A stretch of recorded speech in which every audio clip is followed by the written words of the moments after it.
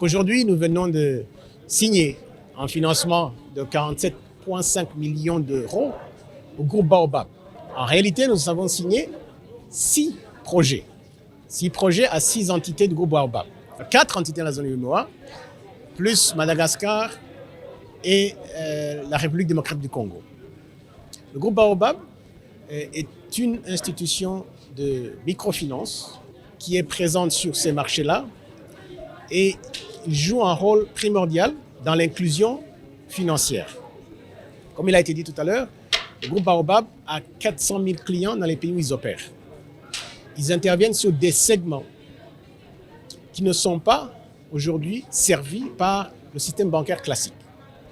Les coopératives de femmes, les commerçantes, etc. Aujourd'hui, le financement qu'on vient de leur mettre en place leur permettra d'accompagner en financement ce segment-là, aujourd'hui qui n'est pas, encore une fois, couvert par les institutions classiques. Ce que nous essayons de faire à travers ce financement, c'est vraiment de renforcer l'inclusion financière et permettre à ces entités-là, qui sont souvent dans le secteur informel, de pouvoir aussi avoir accès au financement. Et le financement, c'est le nerf de la guerre. C'est ça dont nos pays ont besoin pour se développer. Côte d'Ivoire et Sénégal ont les grosses parts, mais c'est parce que Côte d'Ivoire et Sénégal sont les deux plus grosses filiales du groupe. Ce sont les locomotives du groupe aussi. Il y a une cohérence dans la répartition des montants. Nous venons de clôturer notre année fiscale.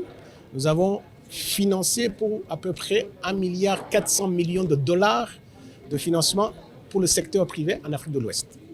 Donc aujourd'hui, les besoins, quand je dis 1,4 milliard de dollars, on a l'impression que c'est des montants considérables. En réalité, par rapport aux besoins de nos économies, du secteur privé, c'est une goutte d'eau dans l'océan.